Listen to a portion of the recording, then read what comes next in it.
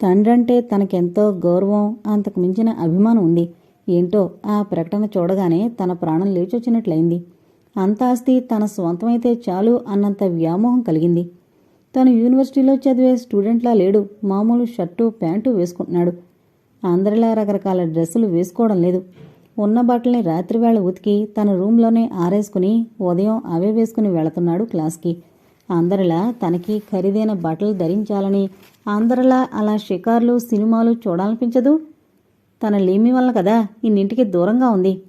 తను యూనివర్సిటీలో ప్రవేశించబోయే ముందు తండ్రి తనకి బట్టలు కుట్టించడానికి షాపింగ్కి తీసుకెళ్లాడు. తనకి నచ్చిన కలర్స్ ఎన్నుకున్నాడు. కానీ ఆ కలర్స్ తండ్రికి నచ్చేవి కావు. తను ఎంతో ముచ్చటపడి గడి సాదాల్లో ఎంపిక చేసుకున్నాడు. యూనివర్సిటీ చదువు చదివేవాళ్లు నిండుగా, హుందాగా, పెద్ద మనిషి తత్వం ఉట్టిపడేటట్టుగా ఉండాలి. కానీ రౌడీజంగానూ కుర్రకారు వేషాలుగానూ ఉండకూడదు. చూసేవారు అంత గౌరవించలేరు. ఇవిగో నేను చాలా సింపుల్గా ఉండే బట్టలు తీసిపెట్టాను, చాలా బాగున్నాయి చూడు అంటూ మరోవైపుకు తీసుకెళ్లి తను తీసుంచిన బట్టలు తానులను చూపించేసరికి తను నిర్జీవుడైపోయాడు. వెలవెలపోతున్న రంగులు, 10 ఉతుకులకి చిరిగిపోయేటట్లున్న గుడ్డలు. తను వద్దని చెబుదామనుకునేంతలో 2 జతలకి సరిపడా చింపించి బిల్లు రాయించి డబ్బులిచ్చేసి ప్యాకెట్లు తీసుకుని బయటకొచ్చారిద్దరూను. కొంత దూరం నడిచిన తర్వాత ఆగిన తండ్రిని చూసి తను ఆగాడు. టైలరింగ్ షాపులో కుట్టేందుకిద్దామా? 2 రోజులకి ఇచ్చేయగలరు అని అడిగాడు తండ్రి. వీరికి కుట్టుకోలు కూడా దండగే అన్నాడు తాను. ఏ ఎందుకని? చాలా స్వల్పంగా ఉన్నాయి ఆ గుడ్లు, ఎక్కువ నెలలు మన్నావు.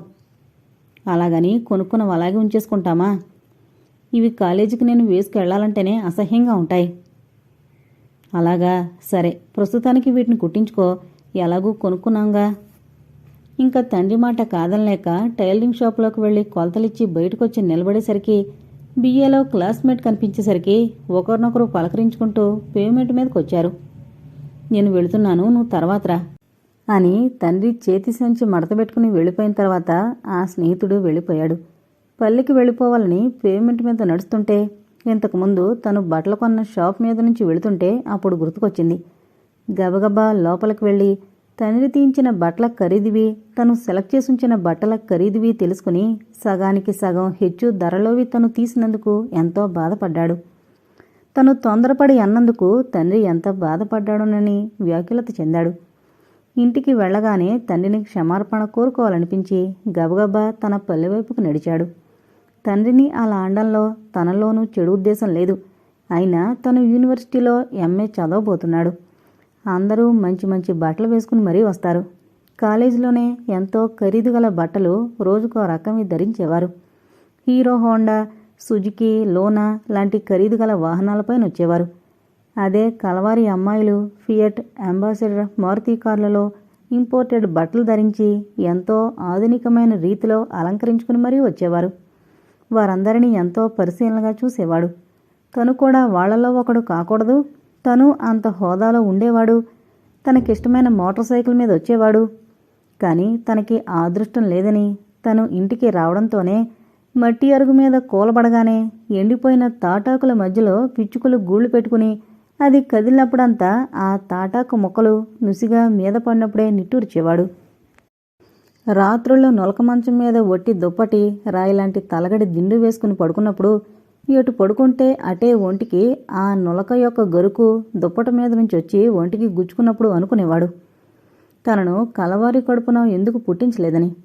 కప్పుకున్న దుప్పటి చలికి ఆగనప్పుడు 2 చేతులు మోకాళ్ళని పొట్లోకి ముడుచుకుని మునగ తీసుకుని పడుకున్నప్పుడు అలాగే అనుకున్నాడు. ఆ పూరిపాకలో ఎక్కువ గాలి లేచినప్పుడంతా అటు ఇటు ఊగుతింటేనూ అలాగే అనుకున్నాడు. బావిలో నుంచి నీళ్లు తోడి పెరట్లో కూరగాయల మొక్కలకి కడవలతో నీళ్లు పోస్తుంటే చేతులు నొప్పి పుట్టినప్పుడు అనుకున్నాడు. అక్కడికి 4 కిలోమీటర్ల దూరంలో ఉన్న బస్తీలో ఉన్న కాలేజీకి వెళ్లి తిరిగి 4 కిలోమీటర్లు నడిచి ఇంటికొచ్చి హుస్సూరంటూ మట్టి కొండలోని నీళ్లు తాగి సేద తీర్చుకునేటందుకు ఆ ఇంట కుర్చీ అయినా లేకపోవడంతో ఆ మట్టి అరుగు మీదనే కూలబడినప్పుడు అలాగే అనుకున్నాడు. తను అలా అనుకుని ఉండబట్టే తన మొర ఆలకించినట్టు వరుడు కావాలి అన్న ఆ ప్రకటన తన కంటపడింది. బహుశా ఎవరూ ఆ ప్రకటనను చూసుండ్రేమో. ఒకవేళ చూస్తే ఎల్లరికింక అంగీకరించకపోవచ్చు. తనను గురించి తండ్రి ఎంత కష్టపడ్డారు. పెరట్లో కాసిన కూరగాయలు అందరికీ అమ్మి డబ్బులు సంపాదించేవారు. ఆ గ్రామంలోని పిల్లలందరినీ చేరదీసి చదువు చెప్పేవారు. వాళ్ల కోసమని ఇంటి ముందు తాటాకులతో పందిరి వేశారు. ఆ తర్వాత రెండో రోజు సాయంత్రానికి బస్తీకి వెళ్లి టైలర్కిచ్చిన బట్టలు తనే తెస్తానని వెళ్లారు. తను వెళతానంటే వద్దని తనే వెళ్లారు. అన్ని కిలోమీటర్లు నడిచి వెళ్లి నడిచి రావడం అంటే తండ్రికి ఎంతో కష్టం. ఈ వయసులో ఏ చిన్న పనున్నా తనే చేసుకుని వచ్చేవాడు. తనకి చెప్పేవారు. అలాంటిది తనే ఆ బట్టలు తీసుకురావడానికి వెళ్లడంలో గల అర్థం బోధపడలేదు. వద్దని గట్టిగా అంటే ఏమైనా అనుకుంటారేమోనని మౌనం వహించాడు తను. తండ్రి ఏ వేళకి తిరిగొస్తారోనని, అంతవరకు ఒంటరిగా ఇంట్లో ఉండడం దేనికని తలుపుకి గొళ్ళెం పెట్టి కాలం ఒడ్డుకు వెళ్లి ఎప్పటినుంచో సగం చదివి వదిలేసిన నవల ది పైరెట్ను తీసుకుని వెళ్లి కూర్చున్నాడు. ఆ నవల చదువుతూనే బాహ్యలోకం మరిచి నవల్లో లీనమైపోయాడు. సంధ్య చీకట్లు అలుముకుంటుంటే, కాలువ మీద పిల్లగాలులు వీస్తుంటే ఇంకా అక్షరాలు కనిపించకపోవడం వలన నవల పూర్తి కాలేదు. ఈ మధ్యలో ఆ కాలువగట్టు మీద నుంచి అటు ఇటు వెళ్లేవారు పలకరించగాని మరీ వెళ్లడం లేదు. వాళ్ళందరికీ సమాధానం చెప్పి ఆ తర్వాత లేచి ఇంటికొచ్చేసరికి అప్పటికే తండ్రి వచ్చి ఉండడం చూసి ఆశ్చర్యపోయాడు తను. ఆ వయసులో అంత వేగంగా వెళ్లి చీకటి పడే లోపలే ఇంటికి తిరిగి రావడం. ఆ టైలరు నీ బట్టలింకా కుట్టివ్వలేదురా మోహనం, ఎల్లుండి రమ్మన్నాడు. ఇంక నేను వెళ్లేను గాని మజూరు ఇచ్చేశాను, నువ్వు వెళ్ళి తెచ్చుకుందువు గాని అన్నారు నులక మంచం మీద కూర్చుని. ఈ పని నేనే చేస్తా అని చెప్పినా మీరు వినలేదు అన్నాను. సరే అయిపోయిందిగా, ఈ ఒక్క పని మీదే వెళ్లలేదులే. సుబ్బయ్య గారు దస్తావేజులు కొని రాయాలంటేను ఆ 2 పనులు చేస్తే ఓ 60 రూపాయలు వస్తాయని కూడా వెళ్ళానులే. ఈ వయసులో కూడా తండ్రి అంతగా కష్టపడ్డమనేది తనకి బాధగానే ఉంది. తండ్రి చాలా పద్ధతిలో ఉంటారు. ఎంతో జనరల్ నాలెడ్జ్ ఉంది. మరెంతో వ్యాపార దక్షత ఉంది. తనసలు బిజినెస్ సైడ్ని లైక్ చేశాడు. 10th క్లాస్ నుంచిను కాంపోజిట్ తీసుకున్నాడు. 10th ఫస్ట్ క్లాస్లో పాస్ అయ్యాడు. లెక్కల్లో 187 మార్కులు వచ్చాయి. ఇంటర్లో ఎంపీసీ తీసుకుని అటు తర్వాత బీకామ్, ఎంకామ్, ఎంబీఏ తీసుకోవాలని ప్లాన్ చేస్తే అందుకు తండ్రి అంగీకరించలేదు. అలాంటి చదువులు మనకు అచ్చిరావు మోహన్. అసలు బిజినెస్ సైడ్ చదువుని ఆశించద్దు. ఇంటర్లో ఆర్ట్ తీసుకుని బీఏకి వెళ్ళు. పాస్ అయితే బీఈడీ చెయ్యొచ్చు. ఏ స్కూల్లోనైనా మాస్టర్గా స్థిరపడి 4 పిల్లలకి ట్యూషన్స్ కూడా చెప్పుకుంటే వచ్చే జీతానికి పై సంపాదన వేడినీళ్లకి చన్నీళ్లా తోడవుతాయి. బ్రతకడానికి అది చాలు మనలాంటి వాళ్ళకి. ఎక్కువ ఆశలు పెంచుకుని మన భవిష్యత్తుని చీకటమయం చేసుకోవడమే అవుతుంది. సామాన్యులకి కోరికలు మన సామాన్యానికి తగ్గట్టుగానే ఉండాలి, కానీ మనకి మించిన కోరికలు ఉండకూడదు అని హితబోధ చేసేసరికి తను కాదనలేకపోయాడు. అది నిజమే అనిపించింది. తండ్రి లేమితో ఎంత కష్టపడుతున్నారు. మిల్లుగుడ్డ చొక్కా, 40 నంబరు నూలు పంచే, పేమెంట్ మీద 2 రూపాయలకమ్మే ఎర్ర తువ్వాళ్లు వెళ్ళినప్పుడు కొని తెచ్చుకుని అవే భుజం మీద వేసుకుని బయటకు వెళుతుంటే తనకెంతో బాధగా ఉండేది. ఎవరిని చూసినా బంధువులు, స్నేహితులు ఉన్నారని చెప్పుకుంటారు. ఒకరి ఇళ్లకు మరొకరు వెళ్లి రావడం అంటూ ఉంటుంది. కానీ తమ ఇంటికి ఎవరూ రావడం గాని, తామిద్దరూ ఇంకొకరి ఇంటికి వెళ్లడం గాని తనకి ఊహ తెలిసినప్పటి నుంచి లేదు. తన తండ్రికి ఎవరూ లేరా అన్న అనుమానం కలిగేది తనకి. తండ్రిని ఏమనడుగుతాడు? అడిగినా చెప్పరు. గంభీరంగా ఉండిపోతారే తప్ప. తనకి ఓనమాల నుంచి బిఏ వరకు తనకి రాత్రులు 2 గంటలు కూర్చోబెట్టి తెలుగు, ఇంగ్లీషు, హిస్టరీ చెప్తుంటే ఆయన వివరించి చెప్పే తీరుకి తను ఆశ్చర్యపోయేవాడు. ఒక రోజున ఉండబట్టలేక అడిగాడు, మీరేం చదువుకున్నారు నాన్నగారు? నేనా? ఏదో వానాకాలం చదువు తప్ప ఎక్కువ చదవలేదు. జనరల్ నాలెడ్జ్ కోసం ఇండియన్స్ ఎక్స్ప్రెస్ తెప్పించుతున్నాను, నీకు అవసరమని. ఇంకా తెలుగు పేపర్ అంటావా? ఈ గ్రామస్తుల కోసం కాక నా కోసం కూడా తెప్పిస్తున్నాను. బయట విషయాలు తెలుస్తాయని. నా చదువు ఈ పేపర్లు చదవడం వరకే పరిమితమైంది అని జవాబిచ్చేసరికి తనింకా ఏం అడిగేటందుకు అవకాశం లేకపోయింది. నాన్నగారు బాగా చదువుకున్నట్లయితే ఈ మారుమూల పల్లెటూరులో ఎలా ఉండగలరు? చిన్నపిల్లలకి ఓనమాల ఎందుకు నేర్పుతారు? బస్తీలో ఉండి ఇంగ్లీషు ట్యూషన్స్ చెప్పేవారు. ఎక్కువ డబ్బు సంపాదించేవారేగా. కష్టపడి కూరగాయల చెట్లు నాటి ఎంతో శ్రద్ధగా పెంచి వాటి ఫలసాయం అమ్ముకుని బ్రతకవలసిన అవసరమేమిటి? చదువు లేకపోయినా జనరల్ నాలెడ్జి ఉన్నందున చదవగలుగుతున్నారేమోనని సరిపెట్టుకున్నాడు తను. మరి కొద్ది రోజుల్లోనే బీఏ వాళ్ల రిజల్ట్స్ రావడం, తను ఫస్ట్ క్లాసే కాదు డిస్టింక్షన్లో పాస్ అవడం, బీఈడీకి వెళ్లాలన్న కోరిక దాటి యూనివర్సిటీకి వెళ్లి ఎంఏ చదవాలన్న కోరిక కలిగింది. ఆ మాటే తండ్రితో అన్నాడు. యూనివర్సిటీలో చదువంటే మాటలు కాదు, అందుకెంతో ఖర్చు.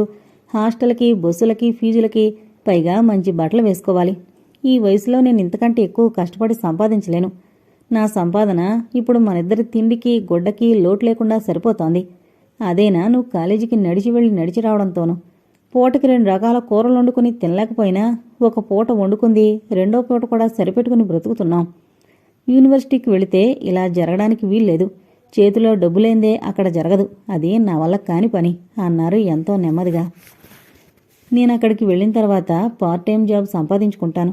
ఇంకా టైం మిగిలితే ఇక్కడ మీరు చెప్తున్నట్టే అక్కడ కూడా ట్యూషన్స్ దొరికితే చెప్పుకుని డబ్బు సంపాదించుకుని చదువుకుంటాను. మిమ్మల్ని ఎప్పుడూ డబ్బు కావాలని ఇబ్బంది పెట్టను. కానీ యూనివర్సిటీలో జాయిన్ కావడానికి ఫీజుకి హాస్టల్కి ముందుగా కొంత డబ్బు అవసరం పడుతుంది. అంతవరకు ఇస్తే చాలు. ఇంకా నా బాధల్నే పడతాను. తను అనగానే తండ్రి ఆలోచనలో పడ్డంతో తనకెక్కువ మాట్లాడలేదు. తను అన్న మాటలు నచ్చకపోతే తండ్రి వెంటనే జవాబిచ్చేవారే. ఆలోచిస్తున్నారంటే తను ఎంఏ చదవడం ఖాయం అనుకున్నాడు. ఆ తర్వాత మార్కుల లిస్ట్ వచ్చే వరకు తండ్రి మౌనంగానే ఉండడంతో తనలో కలవరం కలిగింది. తండ్రి ఏం నిర్ణయించుకున్నారో. ఒకవేళ ఎంఏ చదవద్దనంటే తనేం చేయాలి? తన బాధ తనది. మరి ఆయన ఆలోచన ఏమిటో? యూనివర్సిటీకి అప్లై చేయి, ఎంట్రన్స్ రాయాలిగా, కష్టమనిపిస్తే కోచింగ్ తీసుకో, ఇదిగో డబ్బు అని తన చేతికి 1000 రూపాయలు ఇస్తే తన సంతోషానికి పట్టపగ్గాలు లేకుండా పోయింది ఆ క్షణంలో. తండ్రి మౌనం వెనక ఇంత పెద్ద మనసుందని అప్పుడే తను తెలుసుకున్నాడు. ఈ 1000 రూపాయలు ఎక్కడి నుంచి తెచ్చినట్టు? ఇంత డబ్బు ఒకేసారి ఎవరిచ్చుంటారు? ఎవరో ఒకరిచ్చుంటారు. ఈ పల్లెకొచ్చి 9 సంవత్సరాలైంది. అప్పటినుంచి ఇప్పటి వరకు ఆ పల్లె ప్రజలకి తలలో నాలుకలాగాను, ఎవరికి ఏ సలహా అవసరం పడినా, ఏ సహాయం కావలసినా ఆ గ్రామ ప్రజలు తన తండ్రి దగ్గరకు అర్ధరాత్రి లేదు, అపరాత్రి లేదు వచ్చి తీసుకెళ్లేవారు. ఆ మంచితనం వలన ఎవరి దగ్గరైనా అప్పు తీసుకునుంటారు. లేకపోతే ఇంత డబ్బు ఎక్కడి నుంచి వస్తుంది? ఆ ఉదయమే బస్తీకి వెళ్లి అప్లికేషన్స్ కొరకు బ్యాంకులో డబ్బు కట్టి చలనా తీసుకుని పోస్ట్ చేశాడు తన యూనివర్సిటీకి. మార్కుల లిస్ట్ని ఫోటోస్టాట్ కాపీలు తీయించడం లాంటి తంతులన్నీ పూర్తి చేసుకుని ఇంటికొచ్చేసరికి తండ్రి ఆ గ్రామ ప్రజలతో మాట్లాడడం కనిపించింది. తను వచ్చిన కొద్దిసేపటికి వాళ్లంతా వెళ్ళిపోయారు. ఆ రాత్రి భోజనాలు చేస్తుంటే తండ్రి అడిగారు, బట్టలు లేవనుకుంటాను, ఆ సంగతి చెప్పలేదే? చెప్పలేదు, డబ్బు లేదని. ఇంకా తర్వాత ఇద్దరి మధ్య ఎలాంటి మాటలు లేవు. ఆ తర్వాత ఇద్దరూ బస్తీకి వెళ్లడం, ఆ బట్టలు తీసుకోవడం, అంత తక్కువ ఖరీదులో తీసుకోవడం తనకి బాధ కలిగించింది. అందుకే ఆ బట్టలు నచ్చలేదని అంత కోపగించుకున్నాడు తండ్రి మీద. తనలా కోపగించుకున్నందుకు తండ్రి ఎంత బాధపడ్డాడో. తనకు ఆ సమయంలో వివేకం నశించిపోయింది. తొందరపడ్డాడు. టైలర్ దగ్గరకు వెళ్ళాడు బట్టల కోసం. తనే ప్యాక్ చేస్తుంటే ఆ బట్టలు చూసి ఆశ్చర్యపోయాడు. అంతకుముందు తను షాపులో సెలెక్ట్ చేసినవి తండ్రి వద్దని తక్కువ ఖరీదులవి తీసుకుంటే తను బాధపడ్డాడు. మరి ఇప్పుడివి ఇంకెవరివై ఉంటాయి, మర్చిపోయి టైలర్ తనకిస్తున్నాడేమో అనుకుని ప్యాక్ చేసినవి తీయించేసి అన్నాడు, ఇవి కాదు కుట్టమనిచ్చినవి. ఇవి మీకేనండి, నిన్ననే మీ నాన్నగారు కుట్టేందుకు ఇచ్చి వెళ్లారు. ఇంతకుముందు ఇచ్చినవి కుట్టి మొన్ననే ఇచ్చేశాను, మజూరి కూడా ఇచ్చేశారు, తీసుకెళ్ళండి అని టైలర్ అనేసరికి తనకి నోటమాట రాలేదు. తండ్రి అంటే ఉన్న గౌరవం ఇంకా అధికమైంది. అంటే ఆ బట్టలు తను తెచ్చి తేలేదని తనతో అబద్ధం చెప్పి ఇప్పుడు తనను వెళ్లి తెచ్చుకోమని చెప్పి పంపిన తన తండ్రి మనస్తత్వపు లోతులను తను అర్థం చేసుకోలేక తొందరపడ్డాడు. ఇప్పుడు ఈ బట్టలు ఇంటికి తీసుకువెళ్ళి తను తండ్రి ముందు ఎలా నిలబడగలడు? అప్పుడులాగే చాలా ఆవేశంగా తండ్రి ముందు తొందరపడ్డాడు. తను ఉత్తరం రాసిన వెంటనే తండ్రి డబ్బు పంపలేదని ఎంతో ఆవేశంగా నిందించాడు. ఆ కోపంతోనే తను పేపర్లోని వరుడు కావాలి అన్న ప్రకటనలో ఇలరకు ఉంటే వచ్చే ఆస్తి వివరాలు చూసి ఆకర్షితుడై డబ్బు కోసం తనకి ఊహ తెలిసినప్పటి నుంచి తండ్రి బాధపడ్డం, కాయ కష్టం చేసి 4 రూపాయలు సంపాదించడం, వాటితోనే గడుపుకుంటూ బ్రతకడం అలవాటైపోయింది. అన్ని లక్షల ఆస్తి ఒక అమ్మాయి మెడలో 3 ముళ్ళు వేస్తే లభిస్తుందన్న ఆశ కలిగి కనీసం ఈ విషయం తండ్రికైనా రాసి అనుమతి పొందిన తర్వాత అప్లై చేసి ఉండవలసింది. అయినా తనేమీ తప్పు పని చేయలేదే. తన భవిష్యత్తుకి ఒక మంచి బాట, గట్టి పునాది ఏర్పడుతుందన్న ఆశ కలిగే తను ఈ ప్రయత్నం చేశాడు. తన ఈ ప్రయత్నాన్ని తండ్రి హర్షిస్తారే గాని శంకించరు. ఇవన్నీ ఉత్తరంలో ఇమర్చడం తనకి చేత కావడం లేదు. 4 రోజులు సెలవు చూసుకుని ఇంటికి వెళ్ళి తండ్రితో మాట్లాడి అవసరం అనుకుంటే తన వెంట తీసుకురావచ్చు. తిరుమలరావు గారితో తండ్రి విషయాలన్నీ మాట్లాడడం బాగుంటుంది. సంపూర్ణమైన అవగాహన ఏర్పడుతుంది. చివరికి తను వెళ్లడానికే నిశ్చయించుకుని ప్యాడ్ని పెనుని డ్రాయర్లో ఉంచి ఓ 5 నిమిషాలు అలాగే కుర్చీ వెనక్కి చేర్లబడి కళ్ళు మూసుకున్నాడు. మోహన్ ఫాదర్ పిలుపు వినిపించి ఉలిక్కిపడి కళ్ళు తెరిచి చూసి తొందరగా కుర్చీలో నుంచి లేచి కిటికీ దగ్గరకు వెళ్లబోయి ఆగి రూమ్ తలుపులు తెరచుకుని బయటకొచ్చి నమస్కరించాడు.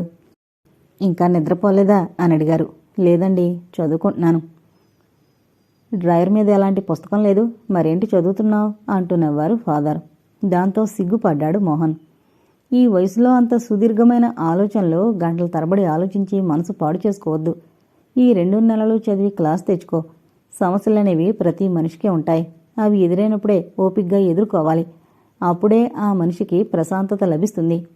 11:30 అయింది, ఇంక పడుకో అని ముందుకు వెళ్ళిపోయారు ఫాదర్.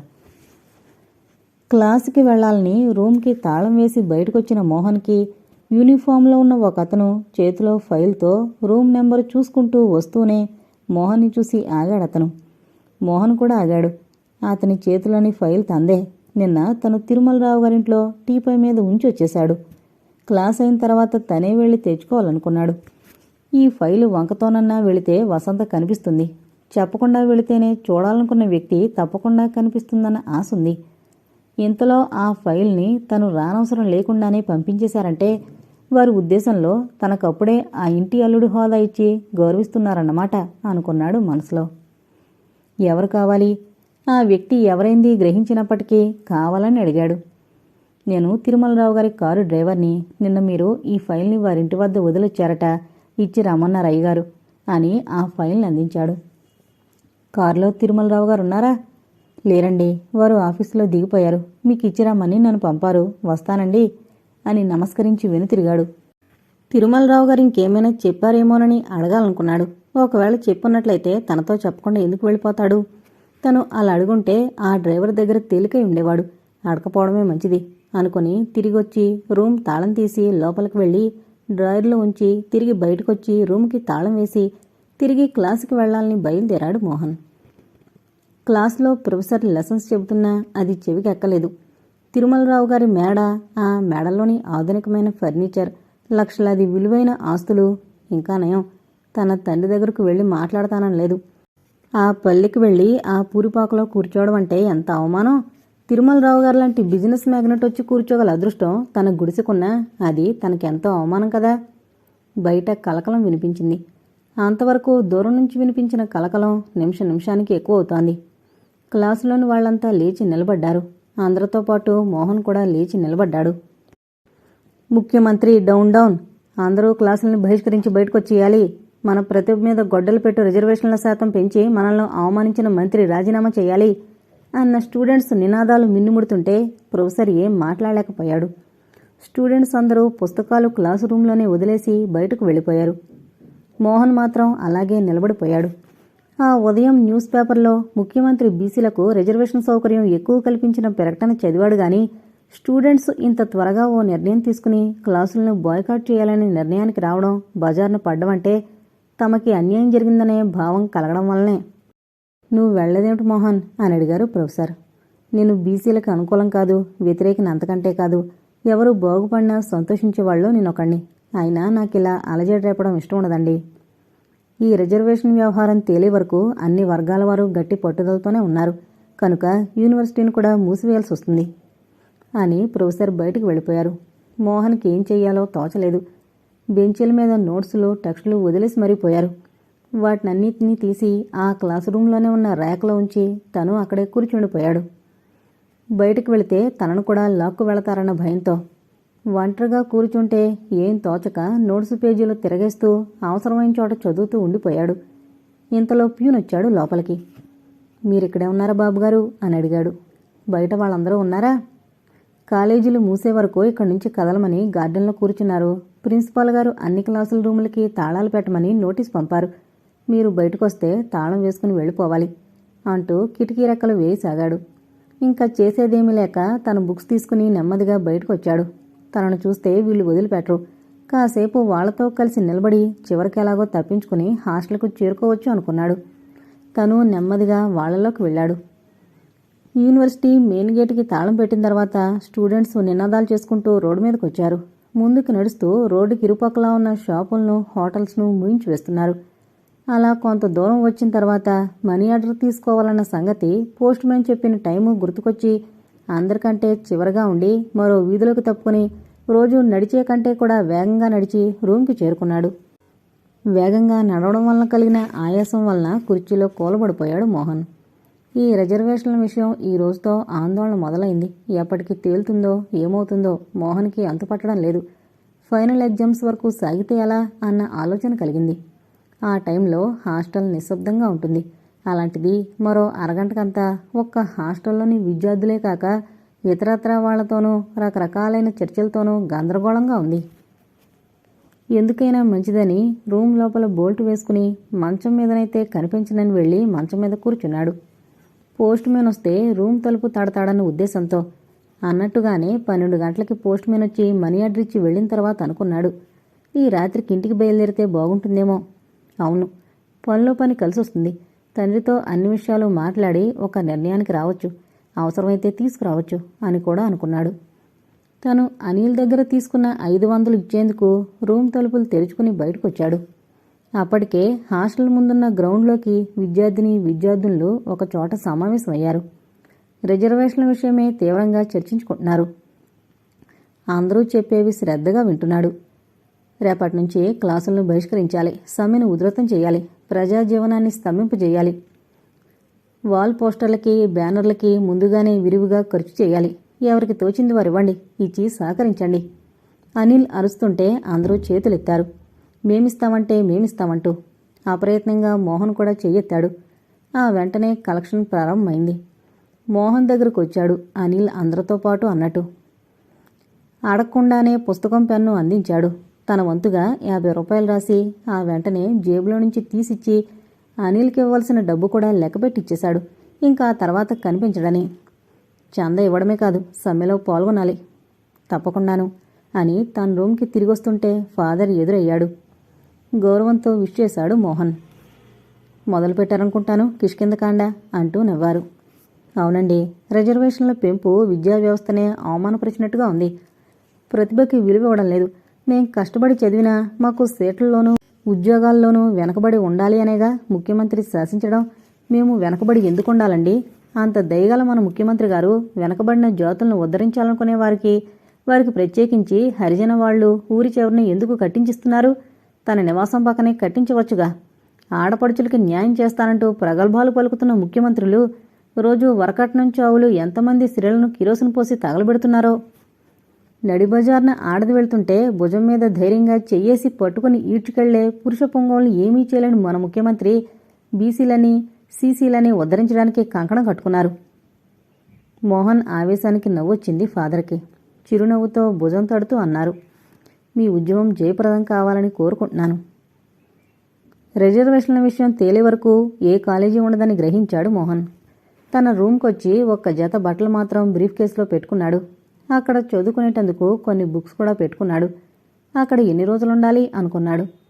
తండ్రి అంగీకరించేదాన్ని బట్టి ఇప్పుడే బయలుదేరి ఏ వాహనం ఉంటే ఆ వాహనంలో బయలుదేరవచ్చు అనుకున్నాడు. తను ఇంకా ఆలోచిస్తూ కూర్చుంటే రైళ్లు బస్సులు కూడా తిరగకుండా నిషేధిస్తారు అన్న నమ్మకం కలిగింది. ఇప్పుడు ఎన్ని రోజులు పడుతుందో వసంత విషయంలో తను ఎలాంటి నిర్ణయం తీసుకోవాలో. మోహన్ తండ్రితో ఎలా చెప్పాలో కూడా అర్థం కాక సతమతమైపోతున్నాడు వచ్చినప్పటి నుంచిను. ఇప్పటికే 2 రోజులు గడిచిపోయింది, అయినా చెప్పలేకపోతున్నాడు. తను ఇక్కడింకా ఎక్కువ రోజులే ఉండొచ్చు. ఏ రోజు ఎక్కడ రిజర్వేషన్ల ఉద్యమం ఏ విధంగా సాగుతోందో పేపర్ ద్వారా తెలుసుకుంటూనే ఉన్నాడు. తను తిరుమలరావు గారికి ఇచ్చిన మాట ప్రకారం ఏదో ఒక నిర్ణయం తీసుకుని చెప్పాలి. తను ఆలస్యం చేస్తే బంగారం లాంటి ఆ అవకాశం తన చేజారిపోవచ్చు అన్న బాధ అహర్నిశలు వేధించసాగింది. కొంత ధైర్యం తెచ్చుకుని చివరకు ఒకరోజు మధ్యాహ్నం తండ్రి విశ్రాంతి తీసుకునే సమయంలో చెప్పేయాలని నిర్ణయించుకుని తను మరొక మంచం మీద కూర్చుని నెమ్మదిగా పిలిచాడు. నాన్నా, మీతో ఓ ముఖ్యమైన విషయం మాట్లాడాలని. ఆ విషయం నువ్వు వచ్చినప్పటి నుంచి నీ తడబాటును బట్టి ఏదో చెప్పాలనే ఆతృత నీలో స్పష్టపడుతున్నా చెప్పలేకపోతున్నావని అర్థం చేసుకున్నాను. నా నుంచి ఒత్తిడి ఎక్కువైతే చెప్పాలనుకున్నదేది స్పష్టంగా చెప్పలేవని నేనే ఊరుకున్నాను. నీ మనసులోని విషయం ఏమిటో వివరంగా చెప్పు. ఎలా చెప్పాలో అర్థం కావడం లేదు. చెబితే మీరేమైనా అనుకుంటారేమోనని భయం. నేనేమీ అనుకోను. ఎవరి అభిప్రాయాలు వారివి. ఇందులో అనుకోవలసిన అవసరం ఏముంది అన్నాడు అదే చిరునవ్వుతో. తను వస్తూ వరుడు కావాలి అన్న ప్రకటన గల పేపర్ని తీసి తండ్రి చేతికిచ్చాడు మోహన్. ఆ ప్రకటన చదువుతుంటే తండ్రి మొహంలో కదలాడే భావాల్ని పరిశీలిస్తున్నాడు. ఆ ముఖ భావాలను బట్టి వారి ఆంతర్యం ఇట్టే గ్రహించొచ్చు అనుకున్నాడే గాని తను పేపర్ ఇవ్వకముందు ముఖభావాలు ఎలా ఉన్నాయో చదివిన తర్వాత కూడా అలాగే ఉండడం మోహన్ని ఆశ్చర్యపరిచింది. తన తడబాటును బట్టే తండ్రి అర్థం చేసుకోవడం విశేషం అనిపించింది. ఆయన బిజినెస్ మ్యాగ్నెట్ అని విన్నాడే గాని ఏ బిజినెస్ చేశాడో ఏం చదువుకున్నాడో తను తండ్రి నుంచి తెలుసుకోలేకపోయాడు. అసలు ఏ విషయానికి ఆ గంభీరం తప్ప మరో భావం కనిపించనీయడు. అదొక ప్రత్యేక విశేషంగా భావిస్తాడు మోహన్. పేపర్ని తిరిగి కొడుకు చేతికి ఇచ్చేశాడు రాఘవరావు. మంచం మీద నుంచి లేచి అటు ఇటు పచారులు చేసాగాడు. చదివి కూడా ఏం చెప్పడం లేదే అనుకున్నాడు మోహన్. ఆ పేపర్ మీద తేదీని బట్టి చూస్తే అన్ని విషయాలు మాట్లాడుకుని నిర్ణయించుకుని వచ్చామన్న సంగతి అర్థమవుతోంది, అవునా? మోహన్ వంక చూస్తూ అడిగాడు రాఘవరావు. అవునని ధైర్యంగా జవాబు చెప్పలేకపోయాడు. అలాగని కాదని చెప్పలేకపోయాడు. ఇదే నా జవాబు అన్నట్టుగా తల ఉంచుకున్నాడు. నువ్వు నాకు పెద్దరికం ఇవ్వలేదని నేనేమీ అనుకోను. నీకు ఒక వయసు వచ్చింది.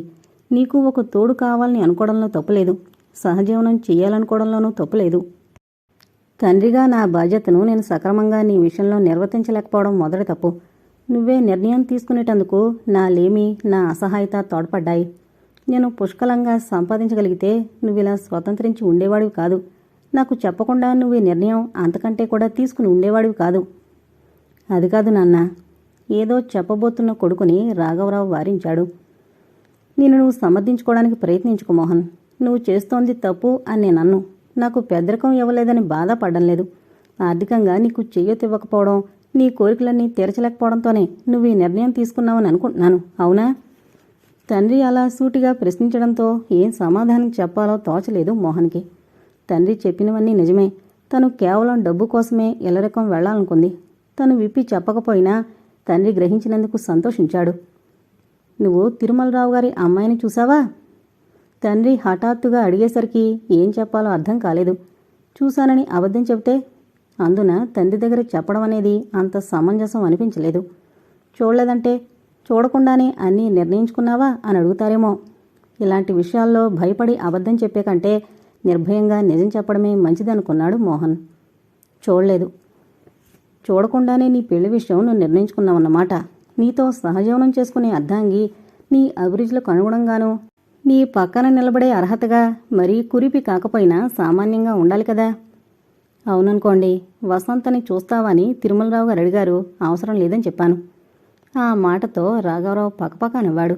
2 నిమిషాల వరకు ఆ నవ్వును ఆపలేదు. తెల్లబోయి తండ్రినే చూస్తూ ఉండిపోయాడు మోహన్. అదే డబ్బు మహత్యం. డబ్బు ఎన్ని అవకతవకలనైనా కప్పిపెడుతుంది. డబ్బు వ్యామోహం ఎన్ని కోరికలనైనా కట్టివేస్తుంది. జీవితాంతం బంధించి పెడుతుంది. నాకు చూడాలనే ఉంది నాన్న. కానీ ఆ ఇంటికి వెళ్ళిందే మొదటిసారి. అప్పుడే అంత చనువు చూపిస్తే ఏమనుకుంటారోనన్న సంకోచంతో వద్దన్నాను. ఏదో ఒక సందర్భంలో వారింటికి వెళ్ళకపోను, వసంతను చూడకపోనులే అన్న భరోసాతో అలా అన్నాను. నాకొక్క సందేహం కలుగుతోంది ఆ పేపర్లోని ప్రకటన చూస్తుంటే అన్నాడు రాఘవరావు. నాకేమీ అనిపించలేదు అన్నాడు మోహన్. అంత ఆస్తిగల వ్యక్తి, పెద్ద బిజినెస్ మ్యాగ్నెట్, తన ఏకైక కుమార్తెకు తను కావాలంటే ఎంతోమంది వరుళ్ల తల్లిదండ్రులు ముందుకొస్తారు. ఆయనకెంతో మంచి పేరుంది. తన స్థాయికి మించిన సంబంధమే తన కూతురికి తెచ్చుకోగలరు. అలాంటిది అంత శ్రీమంతుడే ఉండి కూడా పేపర్లో వరుడు కావాలి. ఆ వరుడికి ఉండవలసిన అర్హతల్లో నిరుద్యోగులు, ఏమాత్రం ఆర్థిక స్తోమత లేనివారే ఇందుకు అర్హులు అని ప్రకటించవలసిన అవసరమేమిటో ఒక్కసారి ఆలోచించావా? ఆస్తి, హోదా ఉన్న వాళ్ళెవరూ అలా ప్రకటించరు. ప్రకటించారనుకో, నీకలాంటి వాళ్ళు ఎంతోమంది ఆర్థిక స్తోమత లేనివారే ఉన్నారు ఈ దేశంలో. అంతమంది అప్లికేషన్ పెట్టుకునే ఉంటారు. కాస్తైతే నచ్చింది నువ్వే. ఎందుకయ్యావు? నీకు తల్లి లేదు, ఆస్తి లేదు. ఈ సంఘంలో నీకొక స్థానం అంటూ లేదు. సముద్రంలో నీటి బిందువు లాంటి వాడివి. కన్న తండ్రి బాధ్యత నీకు అసలు ఉండదు. ఎందుకంటే ఆ తండ్రి ఆ పల్లె నుంచి కదిలిరాడు. ఈ శేష జీవితం కూడా ఇక్కడ గడపవలసిన వాడే. ఇంకా నువ్వొక్కడివి. డబ్బుకి అమ్ముడుపోయిన నువ్వు వారి కింద, అంటే నీ అత్తమామలకే కాదు, కట్టుకున్న నీ భార్య కూడా కట్టు బానిసవైపోయినట్టే. నీకు స్వేచ్ఛ అనేది ఉండదు. నీ చేతులకి సంఖ్యలు వేసినట్టే అవుతుంది. హాయిగా తేలిగ్గా గాలి పీల్చుకునే స్వేచ్ఛను కూడా కోల్పోతావు. నీ అన్నదేమీ ఉండదు. నీ అన్న స్నేహితులు కూడా ఆ ఇంటికి రా వీలు లేదు. నువ్వు ఎప్పుడంటే అప్పుడే, ఎక్కడున్నా, ఎంత ముఖ్యమైన పనున్నా వెంటనే వచ్చేయాలి. భార్య చెబితే ఏ పనైనా చెయ్యొచ్చు, చేయించుకోవచ్చు. కానీ అత్తమామలు ఆ ఇంట జీవిత నౌకర్లా చూస్తారు. నీకు చేతకాని పనులెన్నో చెబుతారు. సరిగ్గా చేయకపోతే శాపనార్థాలు అనుక్షణం తప్పవు. చివరికి నువ్వు పీల్చి వదిలేసే గాలి కూడా నీ ఇష్టం వచ్చినప్పుడు వచ్చిన చోట వదిలే స్వేచ్ఛను కూడా కోల్పోతావు. సుఖ సంసారానికి కూడా నోచుకోలేవు. డబ్బు లేకపోయినా కాయకష్టం చేసుకుని హాయిగా స్వేచ్ఛగా బ్రతకచ్చు గాని ఇలా డబ్బు కోసం అమ్ముడు పోనవసరం లేదు. ఇదంతా నేను నీ మంచి కోసమే చెబుతున్నాను. మరొక్కసారి ఆలోచించి నిర్ణయం తీసుకో. అనుభవం గలవాణ్ణి. ఎందుకు చెబుతున్నానో ఒకసారి ఆలోచించగలిగితే చాలు అంటూ చెప్పడం ఆపి కొడుకు వైపు చూశాడు. తండ్రి చెప్పినవన్నీ విన్న తర్వాత మోహన్లో ఏమాత్రం మార్పు రాలేదు. పైగా తండ్రి తన మనసుని మార్చడానికి చెప్పే మాటలుగా ఉన్నాయి. తిరుమలరావు గారు చాలా పెద్ద మనిషిగా ఉన్నారు. ఆయనలో మార్ధత్వమే కనిపించింది గాని కఠినత్వం కనిపించలేదు. తన ఆస్తిని గురించే చెప్పారు గాని తనను అడ్డమైన ప్రశ్నలు వేసి విసిగించలేదు. తనకి ఇవ్వవలసిన గౌరవం కంటే ఎక్కువ ఇచ్చారు. ఆయన తప్పేమీ లేదు. వసంతని చూడమని అన్నారు. తనే వద్దన్నాడు. పోనీ ఒకవేళ తన యందు చనువు ఉంటే ఏదైనా పని చెప్తే చేసినందువలన తప్పేమిటి? ప్రతి చిన్న విషయానికి తప్పు పట్టించుకునే వాళ్ళుంటే ఆప్యాయతలు ఏముంటాయి పరస్పరం మధ్య? స్వల్ప విషయాలు కూడా అపార్థం చేసుకోవడం ఏమిటి అనుకున్న మోహన్కి తండ్రి చెప్పిన ఏ ఒక్క మాట బుర్రలోకి చొరబడలేదు. ఎందుకలా పేపర్లో వరుడు కావాలి అని ప్రకటించారో నీకిప్పటికైనా అర్థమైందా? మోహన్ నుంచి జవాబు రాకపోయేసరికి మళ్ళా తనే అడిగాడు రాఘవరావు. తిరుమలరావు గారిని చూస్తే మీరిలా అనుకోరు నాన్న. ఆయన చాలా పెద్ద మనిషి, ఉన్నత భావాలు గల సంస్కారవంతుడు. డబ్బున్నవాణ్ణి నమ్మి ఇల్లరకం తెచ్చుకున్న పెద్దలుడితో నానా అవమానాలు పొంది చివరికి తన కూతుర్నే శాశ్వతంగా పోగొట్టుకున్న తర్వాత చిన్న కూతురు విషయంలో ఈ విధమైన నిర్ణయం తీసుకోవాల్సి వచ్చిందని వారే చెప్పారు. ఈ విషయంలో వారిలో ఎలాంటి మోసము ఉందని నేను అనుకోను అన్నాడు మోహన్. మొదటిసారి చూస్తే ఎవరి మీద ఎవరికైనా ఆ గౌరవభావం ఏర్పడుతుంది. అలా మోసపోయిన వాళ్ళు ఉంటారు. నీ అంచనా చాలా పొరపాటు. నీకంతగా ఇంకా చదవాలనుంటే నేను కూలీ నాలీ చేసి డబ్బు సంపాదించైనా నిన్ను చదివిస్తాను. అంతేగాని ఇలా నిన్ను నువ్వు అమ్ముకునే ప్రయత్నం చెయ్యొద్దు అన్నాడు రాఘవరావు గంభీర స్వరంతో. కష్టపడి ఎంత డబ్బని సంపాదించుకోగలనన్నా ఇలా ఎవరిదో ఒక రన్నుంటే రాణించడానికి అవకాశం ఉంటుంది. నన్ను ఫారెన్ కూడా పంపి చదివిస్తానన్నారు. ఎంత ఖర్చుకైనా వెనకాడనన్నారు. ఫారెన్ నుంచి రాగానే నాకు అన్ని బాధ్యతలు అప్పగిస్తానన్నారు. కొన్ని లక్షల ఆస్తికి అధిపతినవుతాను. సంఘంలో నా స్టేటస్ని పెంచుకుంటాను. ఉన్నతమైన వ్యక్తిగా నేను తీర్చిదిద్దుకోవటానికి నాకు లభించిన ఈ ఒక్క అవకాశాన్ని సద్వినియోగం చేసుకోదలుచుకున్నాను. నేను ఎక్కలేని కొన్ని మెట్లను ఈ ఆసరాతో ఎక్కగలనన్న ఆశాభావం కలిగింది ఆవేశంగా అన్నాడు. అంటే అన్నీ నిర్ణయించుకునే వచ్చావన్నమాట. మిమ్మల్ని తీసుకొచ్చి మాట్లాడిస్తానని కూడా తిరుమలరావు గారికి మాటిచ్చాను. ఇచ్చిన మాటను తిరిగి తీసుకోలేను. కొడుకు అలా స్థిరంగా మాట్లాడుతుంటే రాఘవరావుకి నోటి నుంచి వెంటనే మాటలు పిగిలి రాలేదు. కొంతసేపు అటు ఇటు పచారులు చేస్తూ ఉండిపోయారు. అలా 10 నిమిషాలు గడిచిన తర్వాత పచారులు చేయడం ఆపి మోహన్ వంక నిశితంగా చూస్తూ అన్నాడు. నీకొక కథ చెప్తాను. కథ అని ఎందుకన్నానంటే కొన్ని విచిత్రమైన జీవిత గాథలే కథలుగా కలకాలం నిలిచిపోతాయి. అలాంటి యథార్థ కథనే తూచా తప్పకుండా నీకు వివరిస్తాను. శ్రద్ధగా విను. విన్న తర్వాత కూడా నీ నిర్ణయం అదే అయితే నేనేమీ చేయలేను.